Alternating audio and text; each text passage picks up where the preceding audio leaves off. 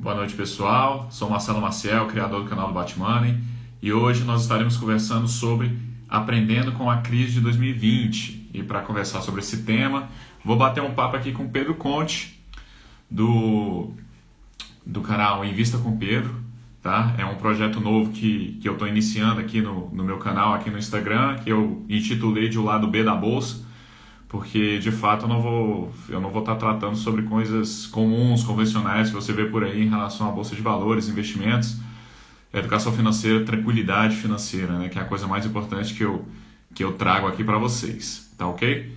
Então, um bate-papo aí que vai ser breve aí, coisa de 40 minutos, eu espero que essa conversa leve, e só aguardar aí o pessoal ir chegando, aguardar ele chegando aí para a gente iniciar. E no mais, vocês fiquem à vontade aí para fazer qualquer pergunta. Podem fazer pergunta agora, estamos aqui aberto para o que for. E uns avisos iniciais aqui sobre 2021. Até nessa semana e na próxima eu não vou ter minhas lives ao vivo lá no YouTube, porque eu estou com esse projeto aqui só para a gente fazer uns testes, mas muito provavelmente dia 15 de janeiro eu devo estar retornando com os aulões ao vivo lá no YouTube. O pessoal já está perguntando, mas com certeza a gente continua com muito conteúdo diário aqui no Instagram, não só no feed, mas principalmente nos stories, que tem a caixinha aberta lá, ela está aberta lá agora, se você quiser deixar alguma pergunta, eu sempre tô respondendo, seja com mensagem ou com vídeos, tá ok? E com esse projeto agora do lado B da Bolsa, em que vou estar trazendo aí entrevista com pessoas do ramo e também com seguidores. Algumas pessoas já foram meus alunos, que não é o caso do Pedro de hoje, mas porque eu quero que a gente vá abordando aí sempre o assunto de tranquilidade financeira voltado para investimentos, mas com diferentes visões aí, mas a gente sempre indo para o mesmo rumo, né? Então é isso. Acho que já está aparecendo aqui. Então vamos ver se vai dar certo. Aguardando ele aceitar lá para a gente começar a nossa entrevista. Fala, meu amigo, boa noite. Boa noite, tudo bem, Pedro? Tudo ótimo e você? Beleza. Você me deu uma Cara, ideia boa aí você me deu uma ideia boa do fone aí. é o fone para poder melhorar o áudio aí para quem for assistir. Cara, deixa eu só tentar me enquadrar aqui. Eu acho que você ficou com a maior parte do espaço da tela. Cara, para mim tá metade metade aqui, mas tá tranquilo. Aqui tá um pouco. Bem, tranquilo. Ajustei aqui. Então vamos Tá, lá. Pronto, tá tá cortando bem. um pedaço do meu rosto aqui? Não, né? Não, tá tranquilo. Tá cortando um pouco da testa, mas Tá, sossegado. beleza. Acho que o importante aqui é o conteúdo, né? O que a gente vai passar aqui hoje. Nosso Com, cer- bate-papo. com certeza. Bom, E obrigado por participar aí do convite, Pedro. Essa nada, imagina. é a primeira participação aí desse projeto novo que eu estou lançando aí para 2021. E espero que a gente consiga trazer valor aí para o pessoal que nos acompanha, né? Tanto do lado de Bacana. cá, como também do seu canal aí. Isso, com certeza. Eu tô com o peso de abrir a semana, né, pro pessoal. Eu não tenho muito costume de fazer live aqui. Eu fiz somente 3 vezes, se eu não estiver enganado. Tem 6 meses que eu tô aqui no Instagram, produzindo conteúdo. Comecei em junho do ano passado. E isso surgiu, aliás, já vou aproveitar, né, para me apresentar. Claro, fica à vontade. O pessoal aí que está assistindo, por favor, se puder mandar um joinha, uma palminha, só para confirmar se o áudio está ok, se o vídeo está ok, se precisa fazer algum ajuste, se tem algum ruído. Bom, eu sou o Pedro, né? Dá para poder ver aqui pelo nome, Invista com o Pedro. Tenho hoje 25 anos, estou aqui no interior de Minas Gerais. Não sou formado na área de contábeis, nem de administração, nem de engenharia, como é o caso de muitos, né, do mercado financeiro.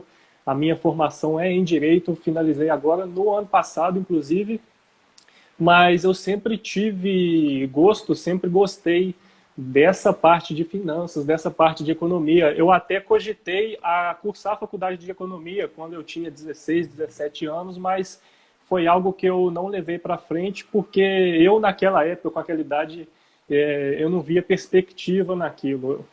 Hoje é completamente diferente, poderia ter feito, mas enfim. E a minha jornada, na verdade, começou quando eu tinha 17 anos. Eu entrei no meu primeiro emprego, que aliás é o que eu estou até hoje, são 7 anos.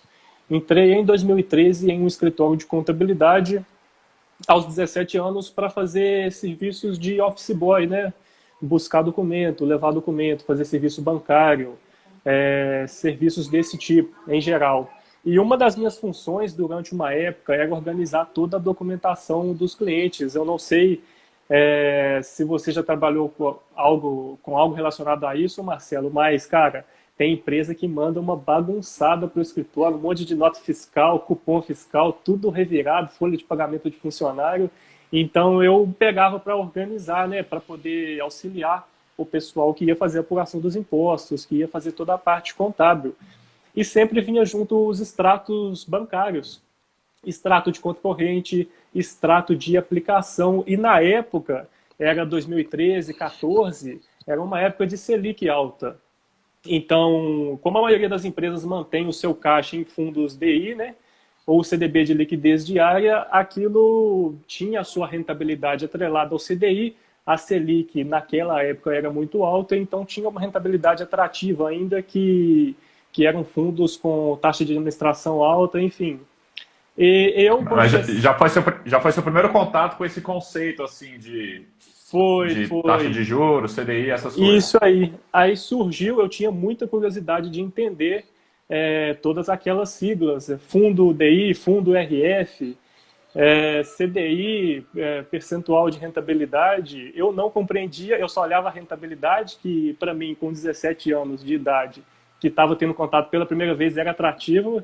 Então surgiu aquela curiosidade pensando assim, cara, eu preciso entender isso para poder rentabilizar uma parte aqui do que eu ganho. Então foi aí que surgiu essa vontade, esse desejo, essa curiosidade de aprender, de estudar, para poder me inteirar mais. Mas Bom, a disciplina de poupar você já tinha? já tinha, na verdade eu comecei lá atrás, permaneci talvez uns 2, 3 anos, aí em algum momento eu gastei tudo de uma única vez, depois eu retomei, voltei, investia. Quando eu comecei, eu usava somente fundos de renda fixa, porque eu não entendia muito bem, não tinha conhecimento, eu achava que aquilo era uma ótima opção, até era melhor que a poupança na época, mas hoje em dia, né, eu tenho à disposição opções muito melhores. Então, aí foi surgindo aquela vontade, aquele desejo de aprender mais. O primeiro canal com o qual eu tive contato foi o da Natália Arcuri, no YouTube, que é bem voltado para iniciante, né? Para quem está começando, para quem está saindo. Isso aí já foi em que ano? Isso, cara, se eu não estiver enganado, 2017, por aí, não tem tanto tempo, né? Foi aí que eu comecei a ver da Arcuri, peguei toda aquela parte básica, todos aqueles conceitos, e depois eu passei e cheguei no do Nigro, que fala um pouco de renda variável, né? Fala bastante de renda variável, que já começa a aprofundar mais, e daí, cara, não parei mais. Até porque, à medida que você começa a pesquisar um único assunto na internet, só começa a aparecer isso para você, né? Então, aí eu fui encontrando outras pessoas, encontrando outros materiais, pegando livro para ler, e até chegar no ano passado, eu tinha uma perspectiva de lançar a página, de começar aqui em janeiro agora de 2021. Mas como no ano passado deu uma esfriada na faculdade, né, eu parei de ter aulas presenciais em razão da pandemia, né, dos lockdowns. Então, de certa forma, eu estava com tempo livre em casa. Porque as aulas online não demandam tanto tempo quanto as presenciais. Sim, de uma forma geral você ganha tempo. Né? A gente assiste no nosso ritmo. Algumas a gente até deixa de assistir, mas Então, com esse tempo livre, eu pensei, cara, eu vou começar agora de uma vez, porque aí eu já começo a produzir conteúdo, já começo a trazer gente para cá. Então, lancei junho do ano passado, comecei bem empolgado, todo dia, fazendo post todo dia. Depois eu até dei uma desanimada mais no fim do ano, sabe? Em outubro, novembro, aí eu comecei a falhar em alguns dias, comecei a não estar aqui todos os dias, né, diariamente no feed, nos stories. Mas em dezembro eu retomei e venho numa constante boa aí já há umas 4, 5 semanas sem falhar. Bom, é isso.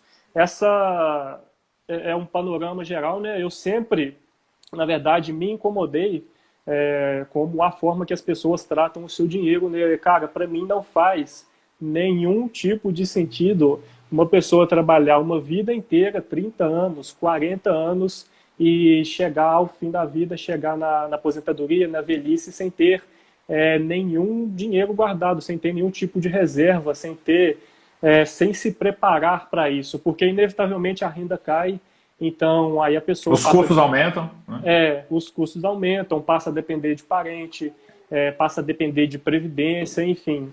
Então é algo que eu quero levar para as pessoas, para o máximo de pessoas que eu conseguir atingir, que eu conseguir ensinar, que eu conseguir trazer para cá, mesmo que a pessoa comece com 50 anos, 55 anos, é melhor começar tarde do que começar mais tarde ainda, né?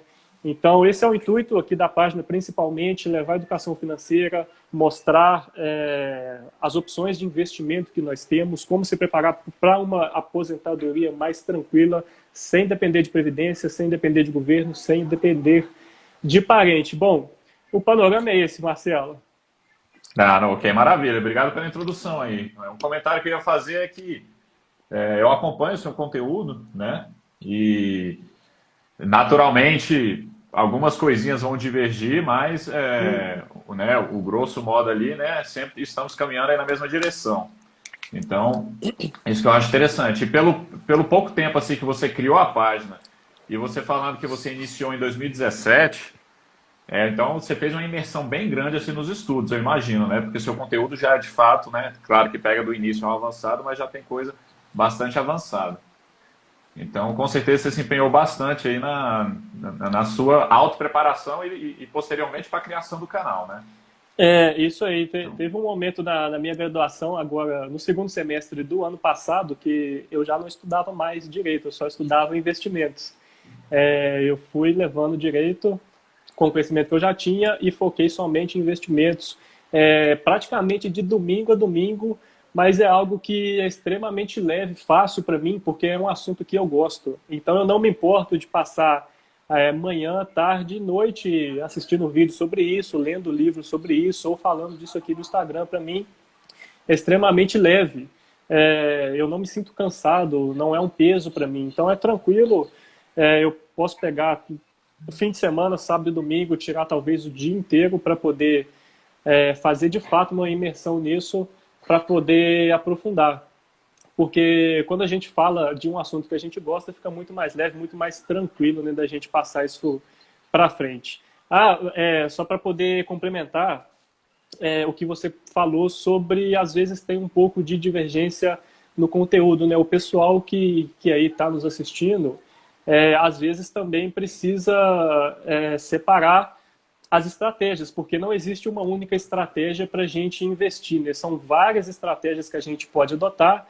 Então, naturalmente, umas pessoas têm preferência por uma, outras têm preferência por adotar um outro tipo de estratégia. Às vezes vai depender também do quanto você quer se empenhar por isso. Nem todo mundo quer ficar acompanhando divulgação de resultado, ficar acompanhando os resultados trimestrais, ficar acompanhando o mercado diariamente. Às vezes a pessoa nem tem muito tempo para poder fazer isso, né? Então, naturalmente, ela vai caminhar para uma estratégia que fique mais adequada para ela, não é verdade? Isso, com certeza. E assim, e independente da estratégia que você for adotar, tem duas coisas que você não pode fugir, que é o seu aporte, que é o tanto que você poupa, e o foco no longo prazo, o tempo, né? Porque a construção de riqueza, ela demanda tempo. Então, no final das coisas, se você não tiver esses dois itens principais, você não vai, né, lá no futuro você não vai ter uma vida tranquila, né? Isso, isso, Então, isso. Bom, vamos iniciar então, né? A gente, então, vamos lá, vamos né? entrar aqui no nosso tema, né? Vamos conversar um pouco aí sobre a questão da crise. Só pegando o gancho, né? Eu iniciei em 2010, então assim, a Uhum, crise de 2008 eu não passei, eu não peguei. E também as quedas que ocorreram ali por volta de 2015 e tal, curiosamente eu também estava fora. Eu tive um gap aí, na época mais ou menos que eu larguei meu emprego para fui estudar para concurso e tal. Então, nessa parte aí, mesmo não tendo tanta experiência assim, pelo menos eu acho que eu fiz correto, porque eu parei de receber renda, eu saí da bolsa porque eu ia passar uhum. a consumir tudo aquilo que eu tinha guardado, né? Então, de fato, eu resgatei tudo, coloquei na renda fixa e passei a me sustentar daquele montante que eu guardei. Então, 2015 eu também não estava posicionado. Então, 2020, de fato, foi a minha primeira crise, né? E a sua também, né? Já que você falou que você iniciou por volta de 2017, então vamos lá, como é que você sobreviveu na crise aí? Na verdade, 2017 eu comecei em renda fixa. Na bolsa, de fato, eu só comecei em 2019. Foi finalzinho de 2019, setembro, outubro, então tem pouco mais de Ixi, um ano e 3 meses, um ano e então quatro meses. você entrou ali bem na leva da alta mesmo que teve em Foi, 2019, né? foi, foi, foi bem na subida. Eu entrei, cara, já deu uma porrada para cima. Eu comecei inicialmente nos fundos imobiliários, que era uma classe que, bem, é mais simples de entender, né, o funcionamento de um fundo imobiliário, mais simples de analisar do que uma empresa, então eu me sentia mais seguro aportando em fundo imobiliário do que diretamente em ações. Mas assim que eu comecei em fundo imobiliário, deu uma porrada para cima. É, por exemplo, eu comecei no XPLG comprando a 106. 2, 3 meses depois, a cota bateu 150 em janeiro de 2020. Então, aí eu comecei a estudar outras possibilidades, comecei a me aprofundar nas empresas, porque diante dessa valorização expressiva dos fundos imobiliários, fugiu um pouco ali do que eu teria de margem de segurança, né? O yield não seria tão atrativo, enfim. Aham, mas você chegou a. Aí a gente pode falar um pouquinho sobre estratégia sem aprofundar muito, mas você chegou a vender esses ativos? Não, não. O, o que te fez não vender? É, Querendo colocar lucro no bolso e tal, aquele sentimento inicial que o pessoal tem. é justamente essa visão de longo prazo que eu tinha até mesmo antes de entrar. Eu não tenho nenhuma intenção de vender, de fazer ganho de capital, porque o meu intuito é de fato aproveitar a renda passiva que ele pode me proporcionar.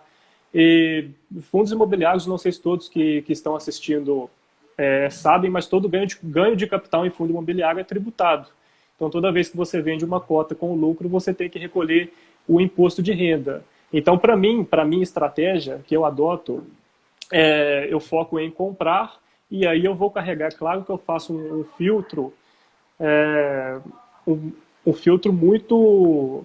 Analiso bem os fundos imobiliários, justamente porque, como eu não tenho intenção de vender, eu tenho que fazer boas escolhas para poder carregar aí por, enfim, 15 anos, 20 anos, 30 Uhum. anos e futuramente desfrutar dessa renda passiva que eles podem me gerar. Criar a mentalidade de que enquanto aquilo estiver dando retorno, você vai permanecer cotista, no caso de fundo, né? Cotista, no caso de ação, se tornar sócio, continuar sócio, né? Isso, com Da certeza. empresa, sem ter a intenção de vender.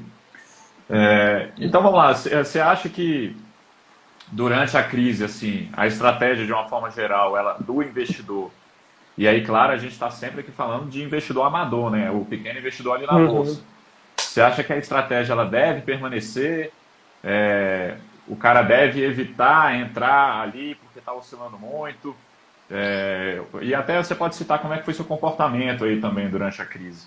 Sim, sim. Bom, para mim, para a estratégia que eu adoto, que eu defendo e que eu tento ensinar aqui para o pessoal, é de estar sempre exposto na renda variável, né? Então, ainda que continue uma subida muito expressiva ou tenha uma queda muito expressiva, para mim, para minha estratégia, eu continuo aportando todos os meses. E como eu tenho essa visão de longuíssimo prazo, eu passei, sinceramente, muito tranquilo pelos meses de março e abril, porque, na verdade, eu tenho uma alocação que eu desejo ter em renda variável, né? Hoje está perto de estar entre 90% e 100%, está bem alto, inclusive.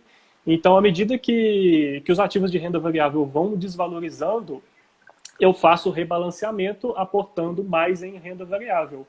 Então, para mim foi muito tranquilo passar por março e abril, porque eu tinha todos os ativos que eu queria comprar a preços mais baratos. Então, com uma mesma quantidade de dinheiro do meu aporte, eu conseguia comprar mais cotas.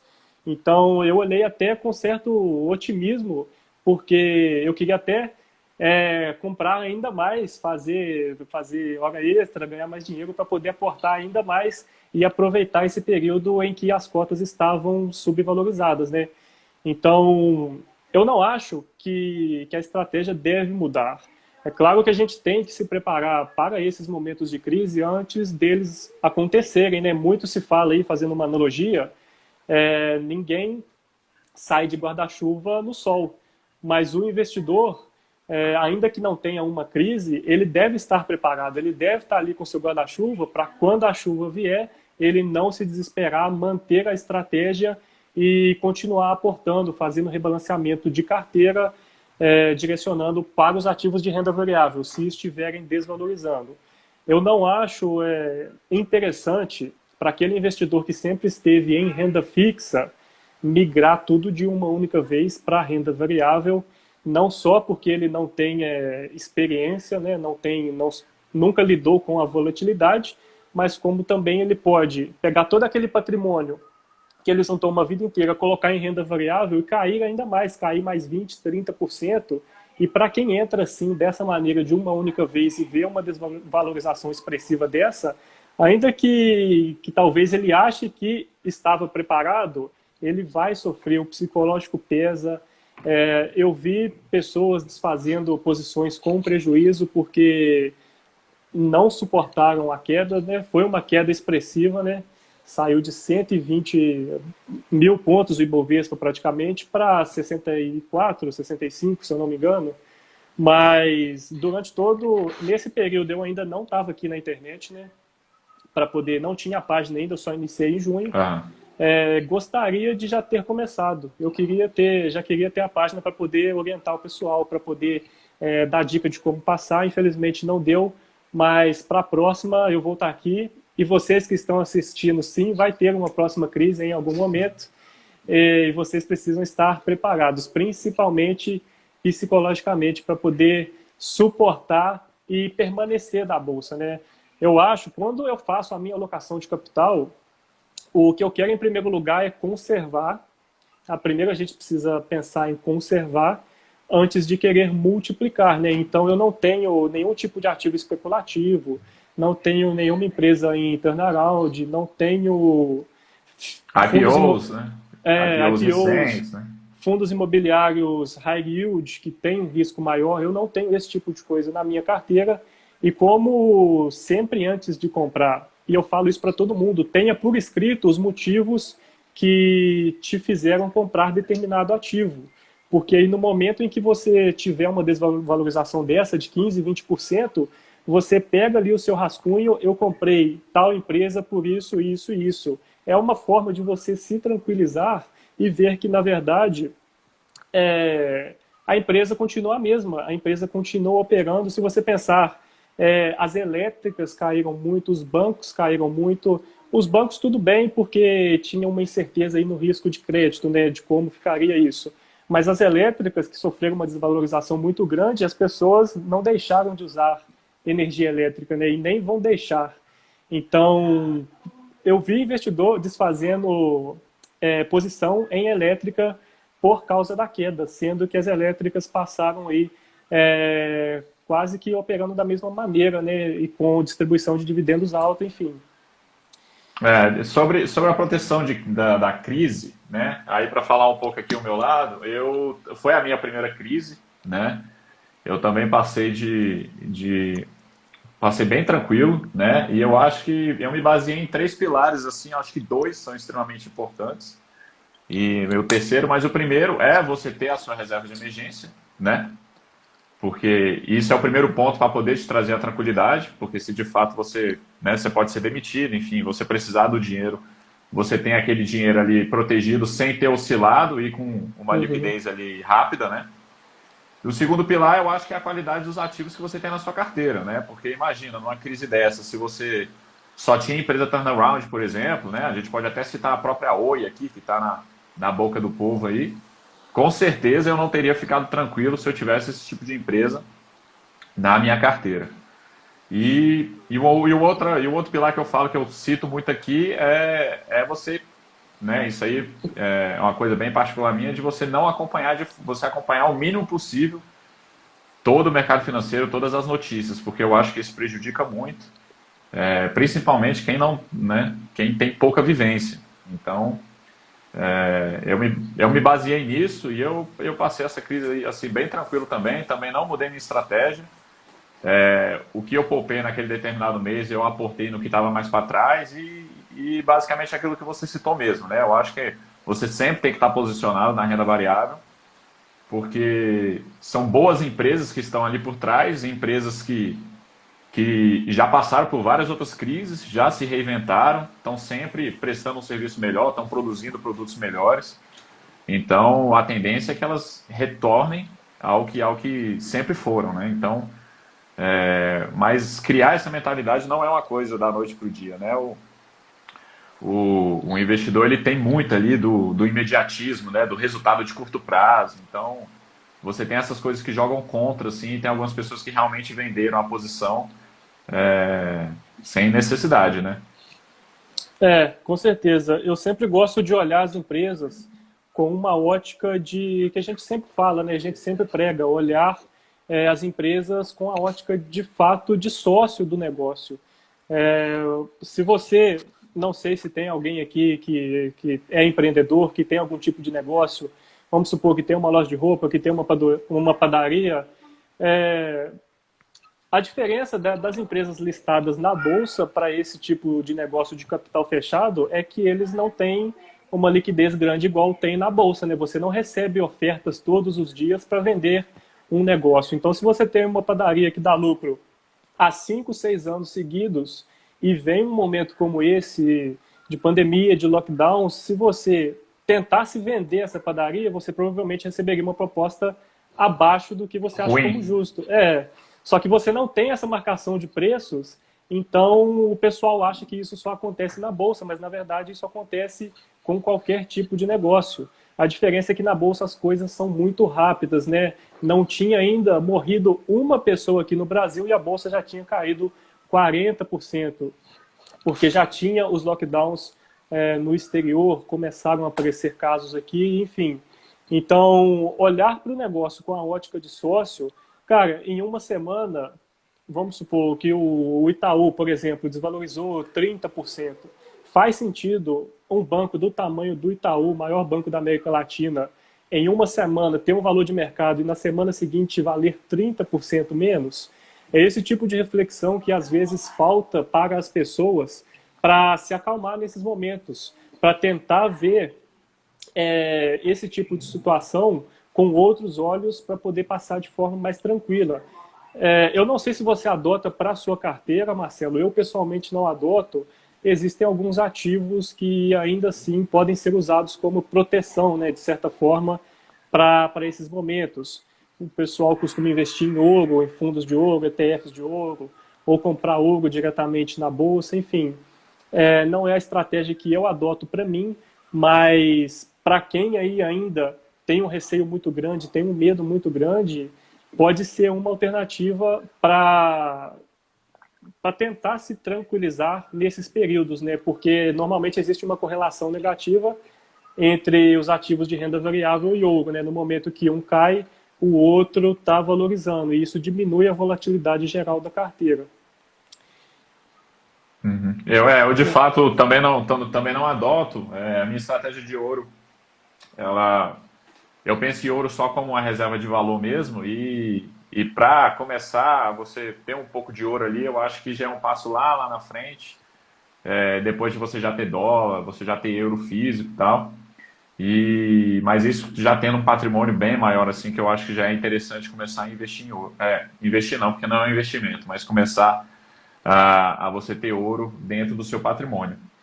Mas então, é interessante isso que você falou da visão do sócio, né? Só que a grande maioria das pessoas que estão entrando na bolsa não enxergam que tem uma empresa por trás, né, da ação. Elas querem simplesmente comprar por 10 e vender por 20, né? Então, essa mentalidade eu acho que é uma coisa um pouco mais complicada ali pro iniciante. E, naturalmente, o fenômeno das chances, você vai ter alguns investidores que vão ter alguns ganhos fazendo esses trades assim. Mas você vê gente que passa anos e anos nesse mesmo formato. Mas se você for pegar o resultado ali mesmo, o cara não acumulou nada, né? Ele tem grandes ganhos, mas grandes perdas, e no final das contas ele vai ficar à mercê daquilo e não vai ter construído riqueza para ter uma tranquilidade lá na frente, né? Então é por isso que é importante a gente sempre martelar essa importância de você desenvolver a mentalidade do sócio, que eu acho que é a única forma da gente realmente sobreviver na bolsa, principalmente em épocas de crise, né? Porque se você não enxerga se você não enxerga que você é sócio de um negócio lucrativo, você vai estar vendo só dinheiro. Então, se você vê lá que tem 100 mil, o negócio caiu para 50, é claro que você vai desesperar, né? Não tem como. O ser humano não foi feito para perder, né? Então, tem muito disso. Essa mentalidade ela é muito importante. Com certeza. Tem vários estudos aí, né, que demonstram que nós, seres humanos, sentimos 2 vezes mais as perdas do que os ganhos, né? Então, se você tem um ganho ali de 20%, você, de certa forma, fica feliz, mas se você tem uma perda de 20%, você sente aquilo com muito mais intensidade. Com E certeza. nós não fomos programados para perder, né? Você imagina, a gente passa talvez uma vida inteira trabalhando, construindo patrimônio, aportando mês a mês, para chegar em um determinado momento e ver uma desvalorização dessa. Se você realmente não estiver preparado, é difícil de passar por esse momento. É difícil de manter posição, é difícil de continuar aportando. Mas quem aportou em março, em abril de 2020, a bolsa já subiu aí uns 80% depois daquela época. Então, E para tiveram quem empresas que já passaram, a cotação que estava antes da queda, né? Então, sim, com certeza. né? O setor bancário, apesar da bolsa estar em 120 mil pontos, as empresas, os grandes bancos em geral, ainda não chegaram naquele mesmo patamar de preço que estava em janeiro e fevereiro, né? Ainda, de certa forma, está um pouco descontado, apesar de que eu não gosto de falar dessa maneira, né, de colocar esse termo, para o pessoal não entender que é recomendação de compra, né? Eu também não gosto, não utilizo. Até porque eu não faço, nunca fiz um valuation, não me apego a preço, então normalmente o pessoal fala descontado quando eles fazem esse valuation, né, fazem a precificação do ativo para dizer se está caro ou se está barato. Cara, o meu... E aí sempre vem citar o release da Itaúsa, né? Porque a própria empresa já coloca lá que ela está descontada. Que está descontado em 22%, 23%, enfim. Cara, o pessoal que eu quero buscar, que eu quero atingir aqui na minha página, com a estratégia que eu adoto, eu estou falando para quem tem um emprego, para quem trabalha dia a dia, de segunda a sexta, para quem é talvez um contador, para quem é advogado, para quem é um porteiro, para quem trabalha com qualquer outro tipo de coisa e que não quer ficar autônomo, né? e que não quer ficar preso com o mercado financeiro, Com que certeza. não quer perder tempo com isso. As pessoas, na nossa cultura, já não é muito comum falar de dinheiro, falar de investimentos. Se eu tiver que pedir a pessoa para ficar 4, 5 horas, 8 horas fazendo um valuation de uma empresa com aquele monte de número, a pessoa não vai fazer, não vai chegar até o fim, provavelmente vai fazer errado. Na verdade, valuation cada um faz de uma maneira, você tem todo tipo de resultado possível, você nunca vai ver dois valuations de pessoas diferentes com o mesmo resultado, né, porque depende das premissas de cada um. Então, eu não acho que é o ideal, não acho que é necessário ficar fazendo valuation, se preocupando com isso, até porque se você, como o meu foco está na aposentadoria, Se eu tenho 25 anos, a minha aposentadoria vai demorar pelo menos 45 anos. Eu posso tranquilamente comprar agora e aguardar esse tempo, aguardar esse período, aportar todos os meses. Eu tenho certeza que quando eu chegar lá, eu vou ter uma quantia relevante que vai me gerar uma renda passiva satisfatória para eu poder viver de forma mais tranquila. E você citou aí a aposentadoria, eu sempre trago uma reflexão que para mim realmente não faz muito sentido. O pessoal, né, as pessoas pagam a contribuição previdenciária, né, todo mês, vamos colocar aí R$ 200, R$ 300, isso vai depender da renda da pessoa, né? O teto hoje do INSS você pagaria algo em torno de R$ 600, então... Mas assim, a pessoa fica pagando aquilo ali todo mês e ela aguarda que daqui a 35 anos ela vai receber algo do governo. Mas ela não quer poupar, investir R$ 200 para que ela usufrua, sem depender de ninguém, daqui a 35 anos, né? Então, para mim, são coisas que não fazem muito sentido. De um lado, ela tem essa esperança, mas do outro, que é um patrimônio dela ali próprio, ela não quer se empenhar para aquilo, né? Então, eu acho que é muito difícil realmente você desenvolver você passar que a pessoa enxerga essa mentalidade do longo prazo, né? E do valuation, né, complementando, eu concordo exatamente com tudo que você citou. Eu acho que para a pessoa comum na bolsa, o valuation não ajuda em absolutamente nada. E assim, se você for gastar 4 horas fazendo valuation de alguma determinada empresa, não só a chance daquilo estar completamente errado é imensa, se você pega essas 4 horas que você tem e você vai produzir, vai ganhar dinheiro, vai ter um retorno muito maior você aportando e investindo do que a diferença ali de R$ 2 que talvez você encontre numa determinada ação, né? Sim, com certeza. Então é muito isso. Os ativos, né, dentro da bolsa são precificados todos os dias, o tempo todo, por todos os agentes de mercado, né?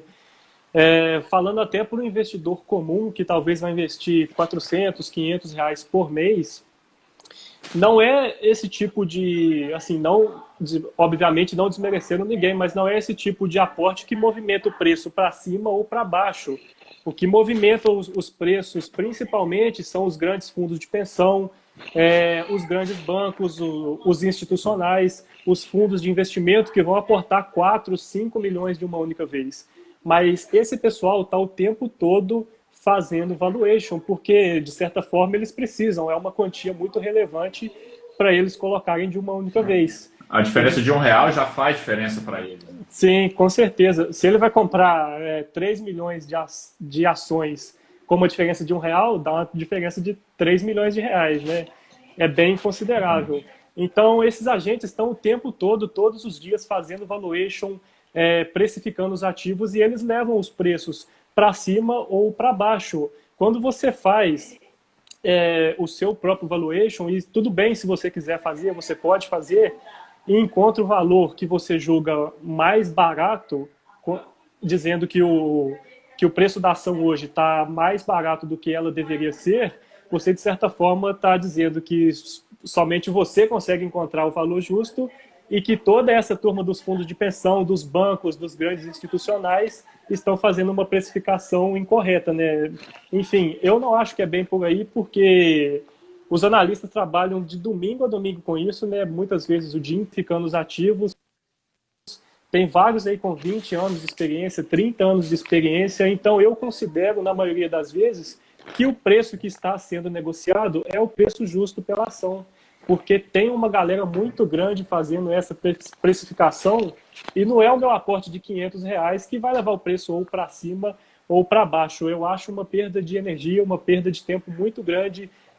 Investidor comum, investidor pequeno, ficar fazendo esse tipo de coisa, sendo que é muito mais produtivo ele talvez focar em se desenvolver mais, focar em aprender alguma outra coisa, aprimorar o seu trabalho para aí poder ganhar mais e aportar mais. Eu esqueci de comentar um ponto lá atrás sobre reserva de emergência, que é extremamente importante, né, ter uma reserva de emergência pronta antes de investir em renda variável. Antes da gente entrar aí, já que você vai falar de reserva de emergência, estamos chegando no final e você vai acabar citando isso nesse tópico.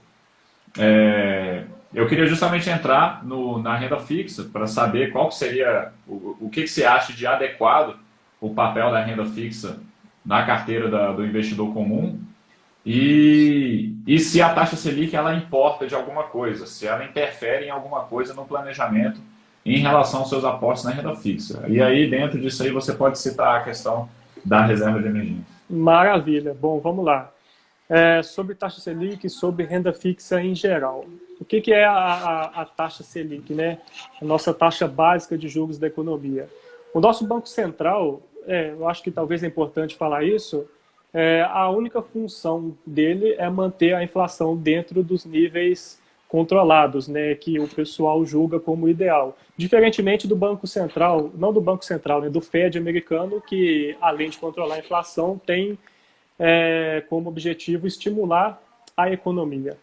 O nosso país, nosso Brasil, sempre teve uma taxa Selic histórica alta, porque nós já temos algum histórico aí de calote, né, Marcelo?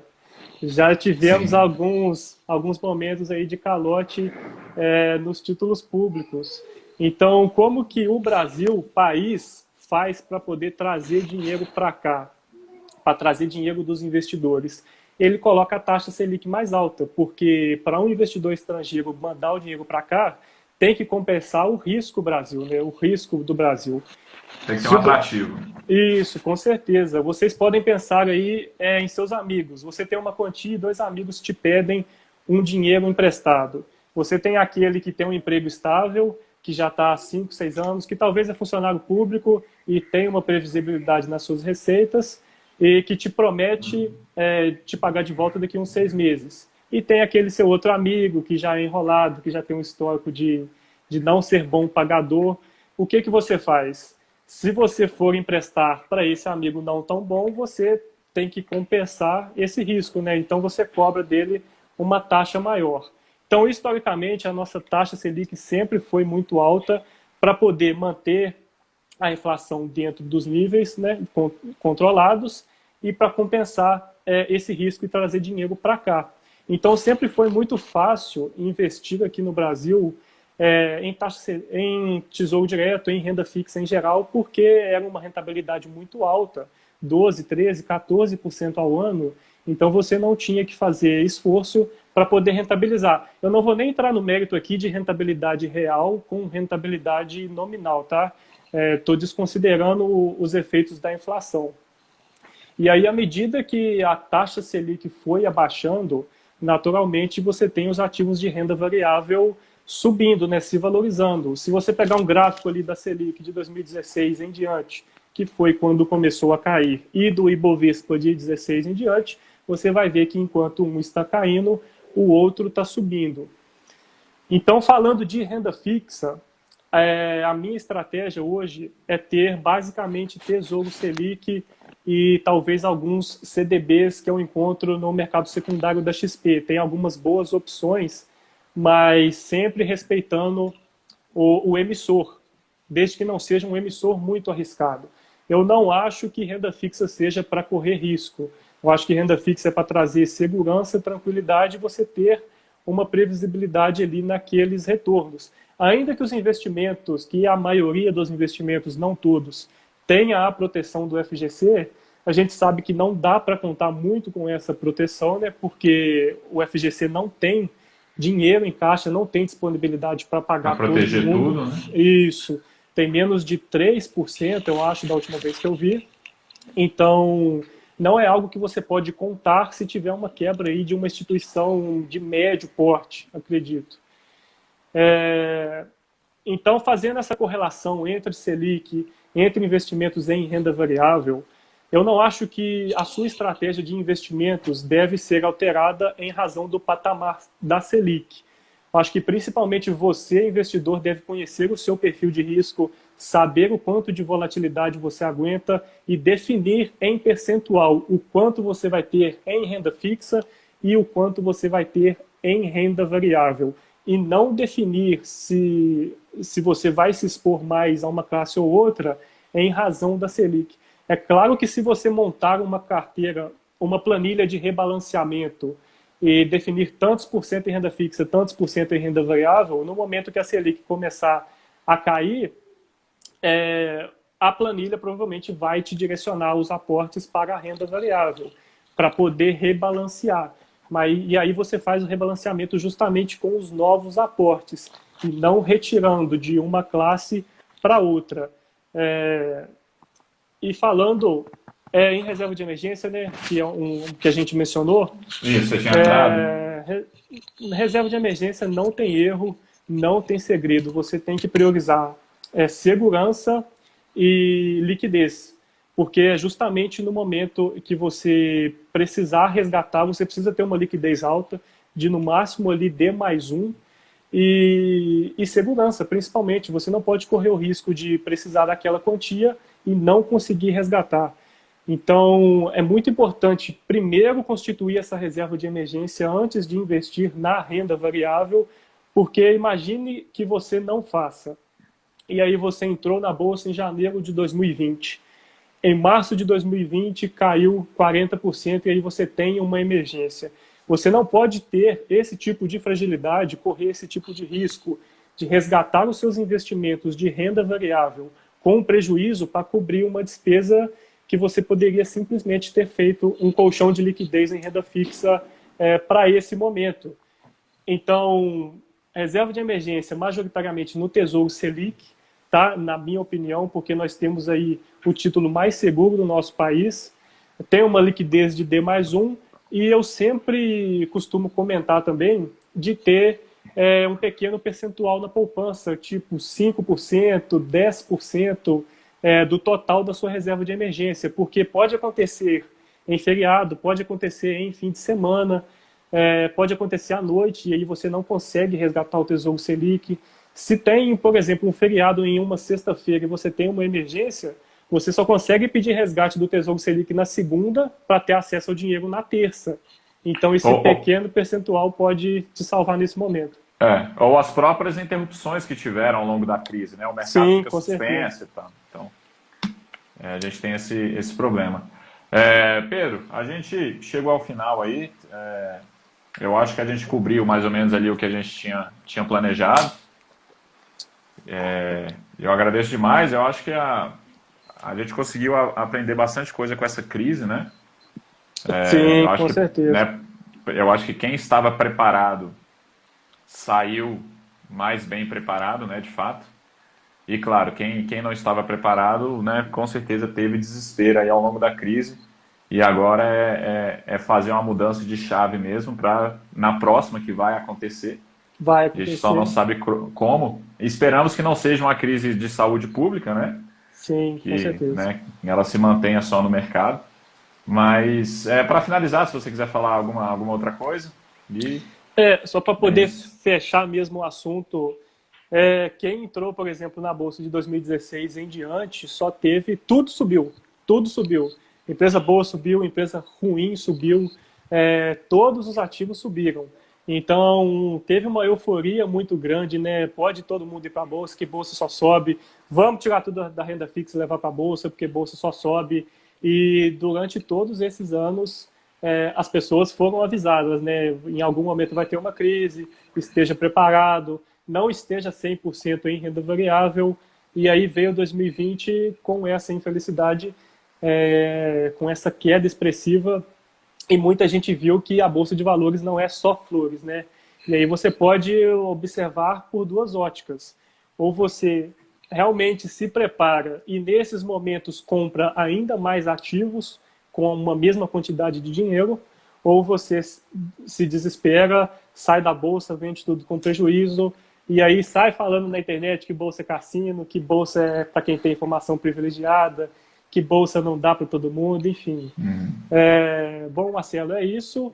A live vai ficar salva? A Débora está perguntando aqui. Isso, que vai ficar salvo assim. Deixa eu passar um pouco aqui pelas perguntas. Eu acho que teve uma pergunta lá em cima. Sei. A gente ainda Cara, tem aqui uns 5 minutinhos. olha aí, porque Deixa eu ver. meu celular tá longe e sem óculos eu não enxergo. Não, mas eu acho que. Deixa eu ver aqui, ó. Engraçado, eu acho que tem alguns comentários que eles fogem. Eles desaparecem, eu digo. Bom, Aliás, se alguém quiser deixa eu ver. mandar uma pergunta agora, a gente... Ó, o Antônio Silvestre que perguntou o que esperar pela semana para a Bolsa. Eu vou dar a minha resposta, você pode dar a sua. Antônio, eu não faço a mínima ideia porque eu não acompanho. Se você quiser complementar, Pedro. Cara, eu queria acompanhar menos do que eu acompanho hoje, porque como eu estou aqui falando de investimentos, as notícias chegam o tempo todo, eu querendo ou não querendo, as notícias chegam, eu vejo meme de cotação, eu vejo meme de empresa que subiu, depois caiu, enfim. Quando eu não tinha a página, eu faço no máximo 1 ou 2 aportes por mês. Aí eu passava 2, 3 semanas sem nem ver cotação. E eu acho que é o ideal para quem é investidor iniciante, para quem está começando, ou até mesmo para quem já é mais experiente. Aliás, à medida, pelo menos foi o que aconteceu comigo, à medida que os meses foram passando, eu fui cada vez mais ficando menos ansioso com bolsa. Quando eu comecei, eu olhava a cotação com muita frequência e depois eu fui vendo que, cara, não faz nenhum sentido ficar acompanhando isso. Eu não vou aportar agora, eu não vou vender meus ativos, então não tem porquê eu ficar Você não vai acompanhando. vender os ativos, né? Então eu acho que não, realmente isso é um dos pontos que não faz sentido. Aí depois ele comentou, caiu muito ontem e hoje. O que eu posso dizer, Antônio, caiu porque tem mais pessoas vendendo do que comprando. Esse Isso aí é o tipo dia a dia da bolsa, né? Se você for ficar acompanhando, você vai ficar louco mesmo. Esse tipo de pergunta chega aqui na minha caixinha praticamente todo dia. Os fundos imobiliários para semana, as ações para semana, os fundos imobiliários por mês. E eu sempre respondo, troque esse por mês, essa semana, por 100 prazo. Eu vi um post seu hoje falando É isso nesse lá no. sentido. Deixa eu complementar aqui, o Jardiel, ele comentou, boa estratégia essa de fazer anotações do porquê ter comprado uma empresa.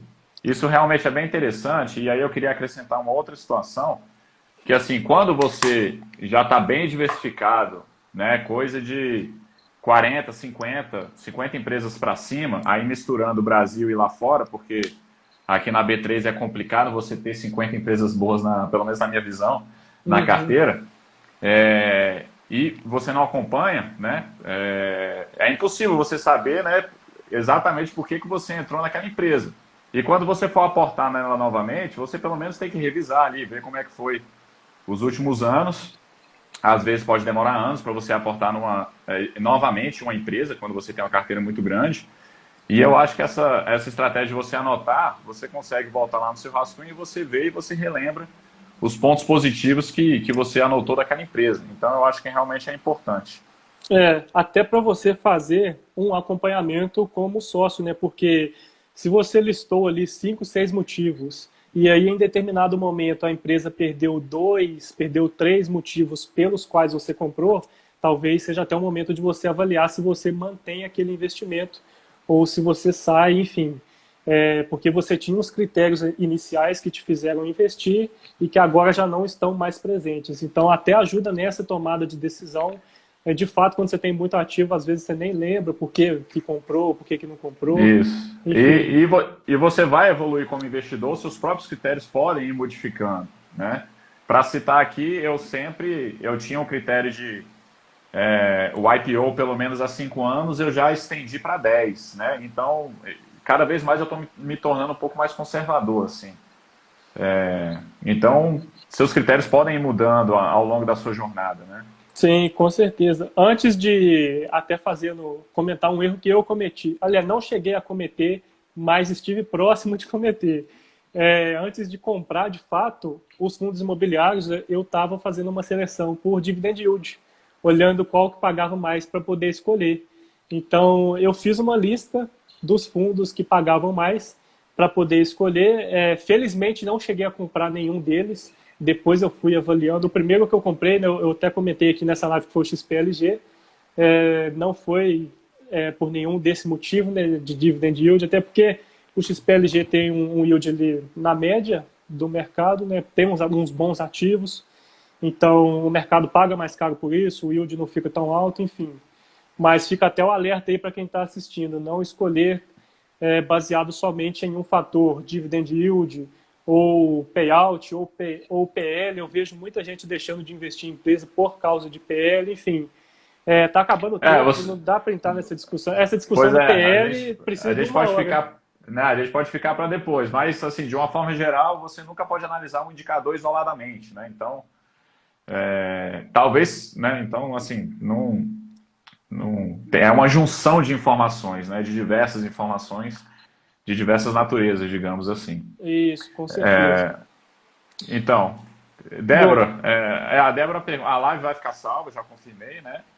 E por último, ela pergunta quais os critérios vocês olham para escolher os fundos imobiliários. bom, quer que eu mando primeiro? Vamos ver se consigo fazer Pode rapidinho mandar. aqui. Eu não invisto em fundo, né? Então, Ah, tá, beleza. pode colocar Débora, o. eu olho primeiramente 2 minutinhos. o portfólio de ativos. Quanto mais ativos, quanto mais imóveis tiver dentro daquele fundo, é mais benéfico, é positivo, porque aí você diminui o risco de crédito de um único inquilino. Então é muito importante ter vários imóveis espalhados por várias regiões do Brasil, porque aí você também retira um risco específico de uma região. É importante que você tenha vários inquilinos, né, para que nenhum inquilino tenha um peso muito grande dentro de um fundo imobiliário. Há pouco tempo, eu acho que era a Volkswagen, tinha um peso de 30% em um único fundo imobiliário, ou seja, se a Volkswagen saísse do imóvel, você ia perder 30% da renda do fundo imobiliário. Olhar também a gestão é muito importante.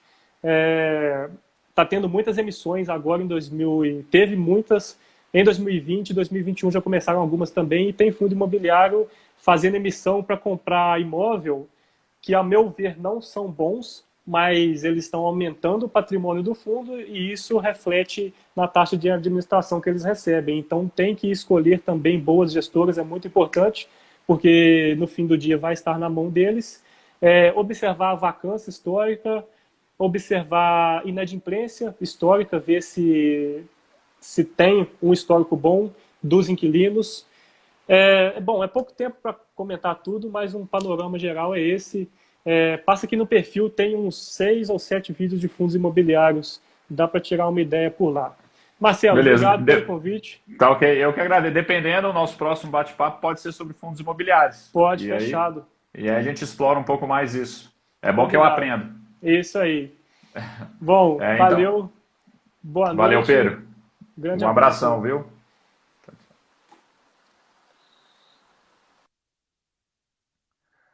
Pessoal, então para finalizar, agradeço demais aí a presença de vocês, tá bom? Essa foi nossa primeiro bate-papo aí do lado B da bolsa, tá ok?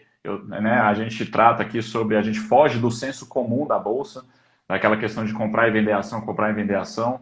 Não, nós estamos aqui defendendo o buy and hold, onde você vai virar sócio das grandes empresas para que você acumule patrimônio no longo prazo.